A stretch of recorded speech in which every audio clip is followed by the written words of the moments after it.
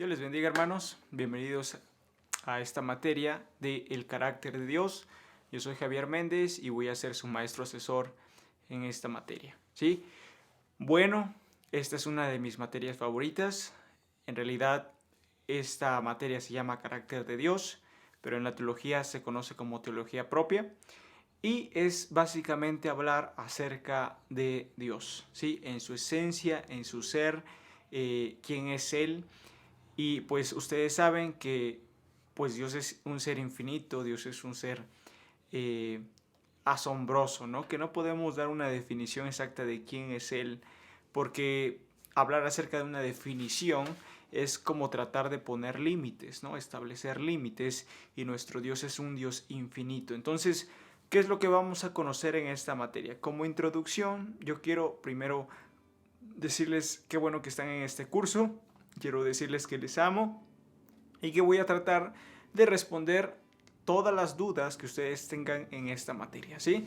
Sé que hablar acerca de Dios no es algo fácil, ¿sí? Y cuando hablamos acerca de teología, muchos piensan que teología es algo que no debería estar en las iglesias, que es una mera forma en la que nosotros podemos conocer a Dios solamente por el conocimiento.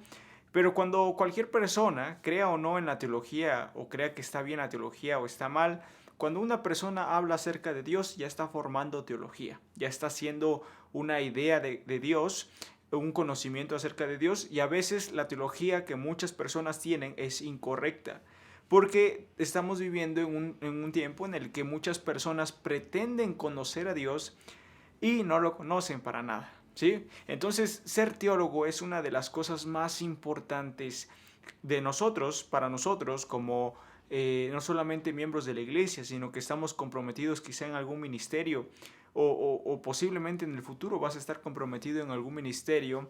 Es necesario que nosotros conozcamos a Dios. Por eso es que esta materia de carácter de Dios es una de mis favoritas, porque podemos hablar de Dios, quién es Él, cómo se ha expresado, cómo nos ha manifestado su amor, ¿sí? Y pues hablar de Dios es hablar de infinidad de cosas que es Él, ¿no? No podemos decir que no necesitamos la teología para dentro de las iglesias. Al contrario, necesitamos la teología porque la definición de teología es la ciencia cuyo objeto de conocimiento es la divinidad. Entonces, cualquier persona que pretende subirse a un púlpito para hablar de la palabra de Dios necesita conocer teología. Y el primer paso para conocer teología es conocer a Dios, ¿sí? Pero no es un conocimiento simplemente superficial, ¿sí? No es un conocimiento subjetivo, es un conocimiento objetivo y profundo acerca de quién es Dios. El problema que vivimos hoy en día dentro de la iglesia es que muchos predicadores predican de cientos de cosas, algunos predican más del diablo que de Dios, y se desconoce cómo es la persona de Dios. Se desconoce quién es Dios realmente, ¿sí? Y un verdadero teólogo no solamente habla de Dios, sino que también habla a través del poder de Dios para dar a conocer a ese Dios del que está hablando. Entonces, si nosotros vamos a ser buenos predicadores, si nosotros vamos a ser buenos ministros de la palabra, realmente necesitamos conocer a Dios.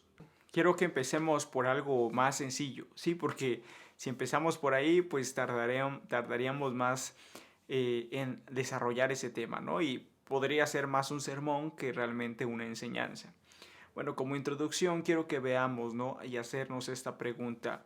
¿Realmente existe Dios? ¿Realmente podemos creer que existe un Dios? Y bueno, nosotros como cristianos no nos cabe la menor duda que existe Dios, ¿sí?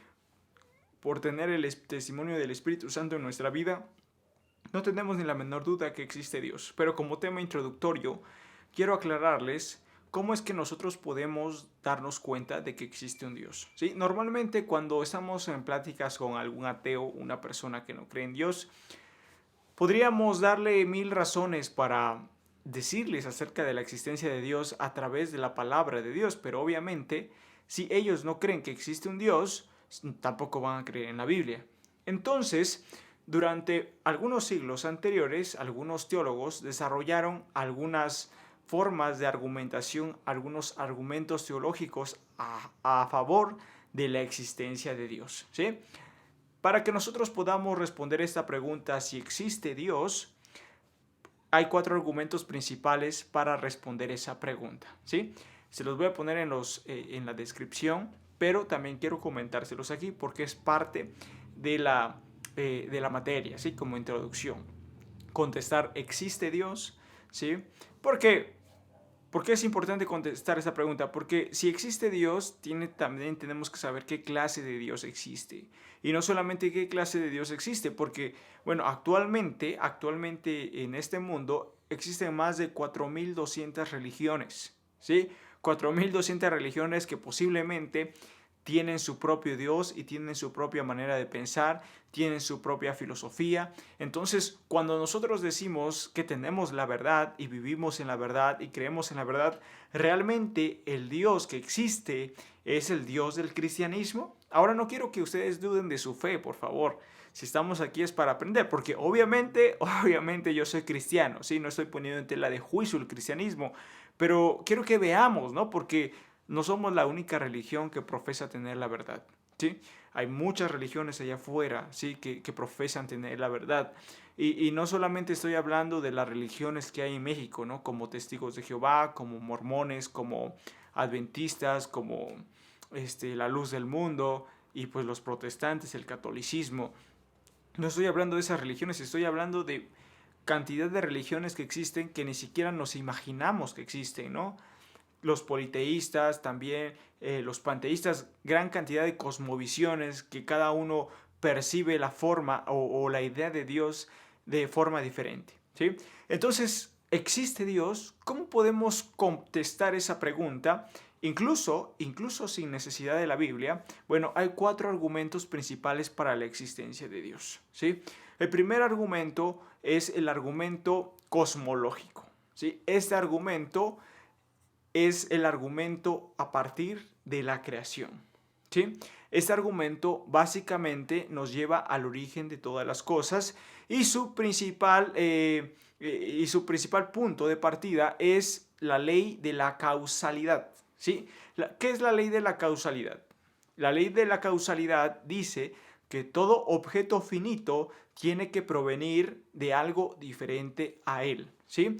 Quiere decir esto que si el mundo es o está dentro de la creación, tuvo que venir de algo que sea totalmente diferente a este mundo, ¿sí? Ahora, el problema aquí, o bueno, no el problema, sino la cuestión es de demostrar que el mundo es finito, o sea, que tiene un tiempo que no es eterno. Y si nosotros llegamos a demostrar que el mundo es algo finito, que tiene un tiempo, que tuvo un pasado, un presente y un futuro, y que no es eterno, obviamente este mundo tendría que venir de algo diferente a él, ¿sí? Por ejemplo, los que hacen los celulares no se construyeron solos. Cuando vemos un celular, vemos, por ejemplo, Apple, si vemos un iPhone, vemos que el creador tuvo que haber sido, creo que Steve Jobs, ¿verdad? Cuando vemos, por ejemplo, una computadora, sabemos que hay una mente, que hay una persona que la construyó, ¿sí? Cuando vemos una silla de madera, supimos que hay un carpintero. Entonces, todo objeto finito tiene que provenir de algo diferente a él, ¿sí? Ahora, este argumento es válido cuando descubrimos que el mundo no es eterno, ¿sí? ¿Y cómo podemos descubrir que el mundo no es eterno? Bueno, déjenme decirles algo. ¿Usted ha escuchado la teoría del Big Bang? Puede parecer descabellado lo que voy a decir, pero muchas personas se dicen ateas y creen en la teoría del Big Bang. Cuando una persona, un sacerdote católico, fue el que promovió esta idea de que la explosión que se hizo fue el Big Bang, la explosión que se hizo fue la que formó y creó todos los mundos y planetas que nosotros conocemos. Ahora, eso podría explicar que el universo tuvo un origen, ¿sí? Y muchas personas dicen, no, es que nosotros venimos del Big Bang y a través del Big Bang se hicieron todas las cosas, ¿sí? Bueno, entonces la pregunta aquí sería, ¿y quién generó esa explosión? Si hubo una explosión, si hubo una explosión, tuvo que haber alguien que la haya producido y obviamente ese alguien tendría que ser Dios. Bueno, entonces ahí nos damos cuenta que el universo tuvo un inicio y no se alarmen si ustedes no pueden comprender mucho acerca del tema, ¿no? Pero durante las clases voy a estar aclarando el tema. Ahora, eso nos da una idea de que el universo, que los planetas, que todo lo que hay, porque no solamente vivimos en México, sino que hay muchos planetas allá afuera, muchas galaxias allá afuera en el universo, también nos damos cuenta no solamente que el universo tuvo un inicio, sino que también el universo tendrá un final. ¿Sí? ¿Y cómo sabemos esto? Gracias a la segunda ley de la termodinámica. ¿Qué es la segunda ley de la termodinámica? La segunda ley de la termodinámica nos dice y nos afirma que todo lo que existe está por descomponerse. O sea que todo lo que tiene un inicio tendrá un final y será perecedero. ¿Sí?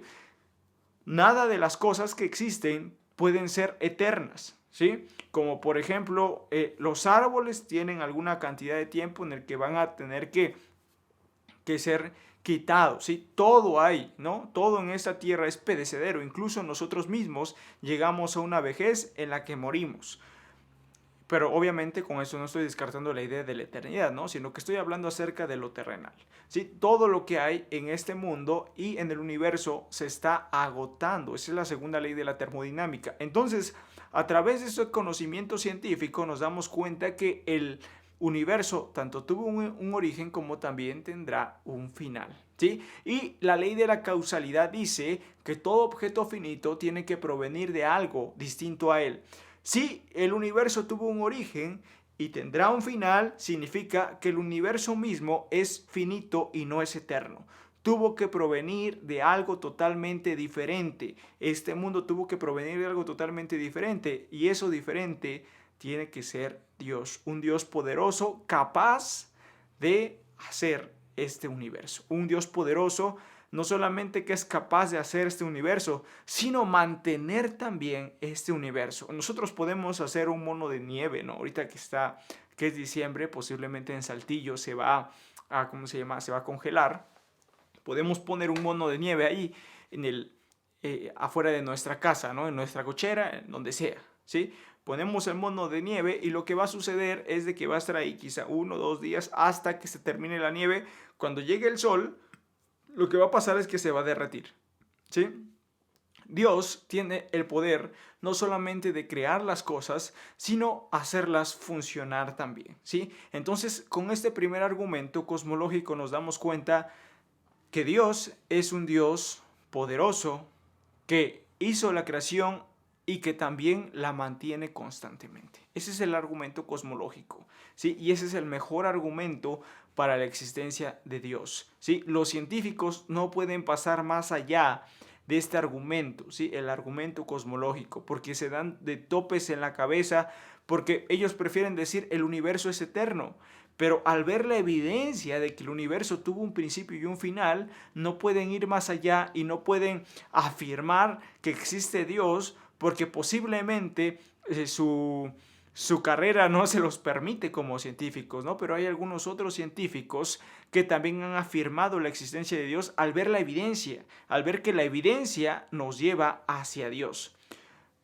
Wayne Heisenberg, creo que era, el ganador del premio Nobel de la física, dijo, un sorbo del vaso de la ciencia te hará ateo, pero si tú te tomas todo el vaso, al fin del vaso Dios te está esperando. ¿Sí? Muchas personas piensan que la ciencia te aparte de Dios, pero mucha ciencia te va a llevar hacia Dios. Bueno, ese es el argumento cosmológico. Y no estoy hablando acerca de ciencia, ¿verdad? Pero estamos hablando acerca de la existencia de Dios. ¿Sí? El siguiente argumento es el argumento teleológico. ¿Sí? Teleológico. Cuando hablamos acerca del argumento, el segundo argumento, nada más voy a hablar de estos dos. Este argumento teleológico nos dice que es el argumento del diseño, ¿sí? Telos en el griego significa diseño. Y bueno, si vemos que en la creación se hizo, que hay un sol, que hay una luna, que hay un mundo, que hay habitantes. Pero este argumento no solamente nos dice que Dios creó todo lo que existe, sino que este argumento nos afirma que Dios hizo un diseño perfecto para todo este universo, ¿sí? Si nosotros nos damos cuenta, el sistema solar, nosotros dentro del sistema solar estamos exactamente a la medida para no congelarnos. Si estamos más lejos del sol nos podríamos congelar, y si estuviéramos un poquito más cerca del sol tendríamos que quemarnos, ¿no? O no podría haber vida en este planeta, sino que estamos en el lugar exacto para que la vida pueda surgir en este planeta, ¿sí? Cuando vemos que los árboles dan frutas, ¿sí? Cuando vemos que el cielo es azul, cuando vemos que es el planeta que tiene oxígeno, nos damos cuenta. No solamente eso, si nosotros mismos nos vemos nuestras manos, vemos nuestros pies, vemos nuestros ojos, vemos nuestra nariz, vemos todo nuestro diseño, y nos damos cuenta, hermanos, que este diseño tuvo que haber sido de alguien, ¿sí? De un ser súper inteligente, ¿sí? El argumento a partir del diseño nos muestra que este diseñador, que este creador es un diseñador inteligente, ¿sí? Y muchas personas dicen que la evolución ha sido la que nos ha diseñado y nos ha formulado para que nosotros podamos vivir precisamente en este tiempo, pero pues la evolución realmente falla en muchas cuestiones, ¿no? En muchas cuestiones teológicas y muchas cuestiones científicas, ¿sí?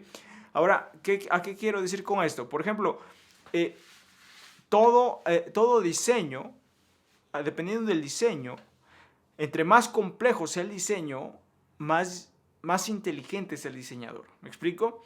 Algunas personas piensan que tenemos una similitud del ADN con los chimpancés, y sí es cierto, científicamente está comprobado que somos solamente 2% en nuestro ADN diferentes a los monos, ¿no?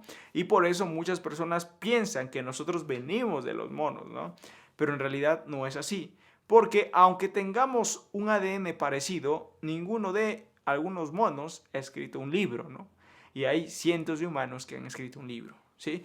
Los castores, ¿no? Que los reconocemos, que son animales que hacen sus presas, jamás van a ser una presa, ¿no? Como las que hacen los humanos, ¿no? Para albergar agua. Entonces hay una dimensión totalmente distinta, y entre más complejo sea el diseño, más inteligente es el diseñador. Y cuando nosotros nos damos cuenta que el diseño de esta creación es complejo, nos damos cuenta que el creador es un creador inteligente. Ahora, nosotros cuando vemos un reloj, sabemos que hubo un relojero detrás de ello, ¿sí? Pero el relojero, al hacer el reloj, no juntó todas las piezas en una bolsa y la agitó 1000 veces, y la agitó 10,000 veces, y agitándola 10,000 veces abrió la bolsa y que esas piezas que estaban ahí regadas se convirtieron en reloj. El relojero no hizo eso, ¿sí? No lo hizo al azar. A lo que me refiero es de que el relojero tuvo que poner pieza por pieza para que ese reloj embonara y funcionara correctamente. Con esto quiero decir que cuando vemos la creación, como dice Romanos capítulo 1, versículo 20, las cosas invisibles de Él, su eterno poder y deidad, se hacen claramente visibles desde la creación, ¿sí? ¿Qué quiero decir con esto? De que toda la creación nos habla y nos enseña que existe un creador que es inteligente. Entonces, estas son las dos argumentos principales acerca de la existencia de Dios. Los teólogos más importantes la han ocupado. Son 6. Son 6 los argumentos acerca de la existencia de Dios. 4 son los más importantes, pero solamente quiero darles estos 2 primeros. Los otros 2 de los 4 son el argumento de la moral, el axiológico, y el otro argumento es el ontológico, que es el que más controversias ha tenido. Pero si queremos dar una buena argumentación, si Dios existe, entonces podemos dar el argumento cosmológico y el argumento teleológico que les acabo de explicar. Si tienen alguna duda, pueden preguntarme por WhatsApp. y se las explico, ¿sí? Bueno, entonces nos damos cuenta que el Dios que existe es un Dios poderoso para hacer la creación y también es inteligente para darle forma a esta creación, ¿sí? Nosotros mismos fuimos creados a la imagen y semejanza de Dios.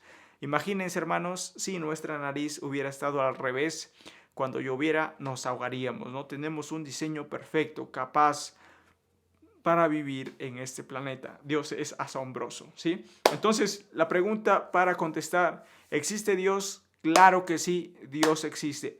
Y ahora, ¿qué clase de Dios existe? Existe un Dios que es todopoderoso y que también es un Dios inteligente. ¿Dónde vemos eso? Génesis capítulo 1, versículo 1. En el principio creó Dios los cielos y la tierra. Y la tierra estaba desordenada y vacía, y el Espíritu de Dios se movía sobre la faz de las aguas, y dijo Dios, sea la luz, y fue la luz. ¿Sí? Desde el capítulo 1 de Génesis nos damos cuenta que Dios es el creador y que Dios es el diseñador de todo lo que existe. ¿Sí? Qué asombroso es nuestro Dios, qué glorioso es nuestro Dios. Realmente me sorprende cómo es Dios. ¿Sí? Siempre he pensado que estando en esta tierra es imposible conocer totalmente a Dios. Conocemos una parte de Dios, conocemos una parte del amor de Dios, y conociendo esa parte del amor de Dios estamos satisfechos. Pero cuando nosotros empezamos a conocer más a Dios, nos damos cuenta que nos quedamos cortos de cualquier tipo de definición, porque Dios en sí es la perfección de todo bien, es la perfección de todas las cosas que son verdaderas, ¿sí? Él es amor, Él es justicia, Él es bondad, Él es misericordia, Él es Dios, ¿sí? Y todas estas cosas que nosotros vemos en Él, las conocemos como atributos, ¿sí? ¿Qué es un atributo? Toda perfección que está en Dios, ¿sí? Por ejemplo, el amor, la justicia, la bondad, la misericordia, todo eso son atributos de Dios, ¿sí? Y cuando hablamos acerca de Dios, pues estamos hablando que Dios existe. ¿Y qué clase de Dios existe? Dios es un Dios todopoderoso y es un Dios inteligente, ¿sí? Bueno, pasando a este tema, quiero que por favor veamos esto también interesante. Ahora, ¿por qué nosotros los cristianos afirmamos que ese Dios que creó las cosas y que hizo un diseño inteligente y que estableció leyes, ¿no? En todo el mundo, porque incluso el mar tiene ley, la luna tiene ley, el sol tiene ley, hay leyes por todas partes, la ley de la gravedad, todo funciona correctamente? ¿Por qué? Porque hay un legislador, hay una persona que está dirigiendo este universo, ¿sí? No es un Dios apartado, lejos de su creación, sino más bien es un Dios que está cercano, controlando cualquier situación para que el ser humano pueda vivir bien. Ahora, ¿por qué decimos que ese Dios que existe es el Dios de los cristianos? Porque ese Dios poderoso, inteligente y moral es el Dios que se nos presenta en la Biblia. Cuando nosotros vemos todas las culturas y vemos los dioses que existen en esas culturas, hermanos, nos damos cuenta que los dioses de esas culturas son insuficientes para demostrar que son verdaderos. Cuando nosotros vemos el Éxodo, hermanos, simplemente con ver el Éxodo, los israelitas estaban en Egipto y de alguna forma Dios tenía que demostrar que era superior a los dioses de Egipto. Y la forma en que Él demuestra que Él es superior a los dioses de Egipto es mandándoles plagas de acuerdo a los dioses que tenían ellos en Egipto, ¿sí? Había muchos dioses. Egipto era un país politeísta, ¿sí? Cuando digo politeísta, quiero referirme a la creencia de muchos dioses. Y Egipto era un país politeísta, era una región politeísta. De hecho, toda esa parte de la región era politeísta, creían en muchos dioses. Y bueno, Dios tenía que demostrar que era el único poderoso, más fuerte que todos esos dioses. Antes de salir de Egipto, Dios permitió y también pues hizo herir, ¿no?, la casa de Faraón y de los primogénitos. ¿Por qué hizo eso? Porque incluso Faraón se consideraba como un dios entre los egipcios, y Dios, demostrando su poder y su gloria, hizo lo que hizo. ¿Para qué? Para demostrar que Él es el único Dios verdadero. ¿Por qué creemos entonces que nuestro Dios es un Dios, es el Dios que existe y el que creó las cosas? Justamente porque su palabra va en línea con la evidencia que nosotros tenemos, ¿sí? En la palabra de Dios, en la Biblia, tenemos la revelación especial de Dios para que nosotros podamos llegar a conocer quién es Él. Y eso es lo más importante. Conocer quién es Él es suficiente para que nosotros podamos vivir una vida en tranquilidad, en paz, teniendo a quién agradar en esta vida, ¿sí? Muy bien, entonces con eso quiero que permanezcamos, quiero que veamos esto, porque es importante, ¿sí? Dios es un Dios todopoderoso, Dios es un Dios inteligente y Dios es un Dios que se nos presenta en la Biblia, ¿sí? El Dios que hizo los cielos y la tierra es el Dios de la Biblia. Por eso creemos, ¿sí? Creemos que existe Dios. Bueno, pasando a otro tema, quiero que veamos porque en los atributos de Dios podemos clasificarlos en tres formas. Bueno, antes de pasar a los atributos me gustaría hablar acerca de los nombres de Dios, pero pues creo que eso lo vamos a ver mejor en la plataforma. Cuando hablamos acerca de Dios, pues yo no podría dar una definición tan precisa, ¿no?, como la que hay en la Escritura. Y es por eso tan importante que veamos cuál es la definición que Dios ha dado de sí mismo, ¿sí? Y esta se encuentra en Éxodo 3:14. Ahora veamos, por favor. En Génesis no se hablaba o no se conocía a Dios, pero las mismas personas le daban esa definición a Dios, ¿sí? Por ejemplo, Elohim o Jehová Jireh, Dios proveerá. Las personas como Abraham le daban esa definición, ¿no? O por ejemplo, Jacob, el que le dice el Dios omnipotente vaya con ustedes, es la definición que le da Jacob a Dios, ¿no? Y todos pueden dar una definición de Dios, pero cuando se trata de dar definiciones, creo que Dios es una persona capaz de resolver nuestras dudas, ¿sí? Obviamente quizá no vamos a conocer todos los misterios de Dios, pero cuando la Biblia nos habla acerca de Dios, que Dios da una definición de sí mismo, Moisés le pregunta, y si me preguntan a mí, ¿quién irá? ¿Quién me manda a ustedes? ¿Quién les diré? Y Dios les da una definición, ¿no? En nuestra Reina Valera aparece, yo soy el que soy, ¿no? Diles, yo soy, me envió a vosotros. Eso lo podemos ver en Éxodo capítulo 3, versículo 14. ¿Sí? Esta palabra es la palabra Yahweh. Bueno, no se pronuncia así tal cual, pero la conocemos como Yahweh, ¿sí? Esta palabra es el tetragramatón, se llama así. Tetra porque son 4 y gramatón porque son letras, las 4 letras, ¿sí? Este es el nombre en que Dios se da a conocer a Moisés. Y este nombre es un nombre impronunciable. Incluso para los judíos este nombre es impronunciable. Es un nombre santo, es un nombre reverente, es un nombre que en sí misma no hay una definición exacta, ¿no? Porque nuestra Reina Valera dice yo soy el que soy. Pero en realidad esta definición podría traducirse como el preexistente, ¿sí? O el que existe por sí mismo. O sea, que no se vale de la existencia de otra persona, sino que en sí mismo está la esencia de su ser. Y eso es importante entenderlo. ¿Por qué? Porque Dios no depende de otra cosa para existir. Él simplemente existe. En la Biblia no vemos un versículo bíblico que nos diga yo existo, crean en mí. No, sino que la Biblia misma nos habla de Dios acerca como un ser que ya existe y que siempre ha estado en control de todas las cosas. Sí, y cuando Dios le da esta definición a Moisés, el tetragramatón, el Yahweh, justamente se lo da para hacer esta gran diferencia, ¿no?, entre los dioses paganos y él mismo, ¿sí? El tetragramatón, este nombre que Dios le da a Moisés, tiene 3 puntos importantes según los judíos, ¿sí? Que dan una precisión acerca de Dios, no tan exacta, ¿no?, como les digo, no con definición, pero sí nos habla acerca de 3 cosas acerca de Dios. Primero, que Dios es trascendente. ¿Qué quiere decir que Dios es trascendente? Que Él no está limitado, sino que sobrepasa cualquier cosa, ¿sí?, cualquier definición. Dios es trascendente, va más allá de los límites, ¿sí? La segunda cosa que nos habla acerca de este nombre es que Dios es inmutable. ¿Qué quiere decir esto? Que Dios no cambia. Dios siempre ha estado y Dios siempre será. Esto es algo asombroso porque el mismo Dios del Antiguo Testamento es el mismo Dios poderoso en el Nuevo Testamento. ¿Sí? Dios es inmutable. Y por último, nos enseña que Dios existe por sí mismo. ¿Sí?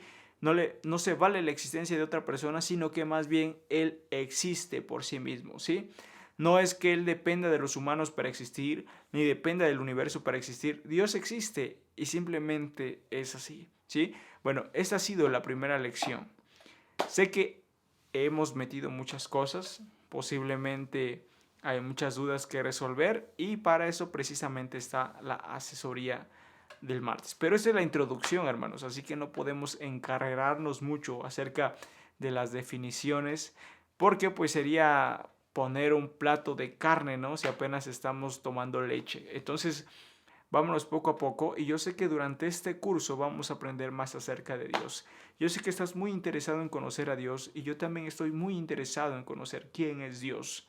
¿Sí? Entonces vamos a hacerlo con toda nuestra devoción, confiando de que Dios mismo se revelará y se presentará a nosotros de una forma personal como siempre lo ha hecho. Dios te bendiga, hermano, y gracias por su atención. Espero poder servirte en esta semana. Dios te bendiga, hermano. Nos vemos.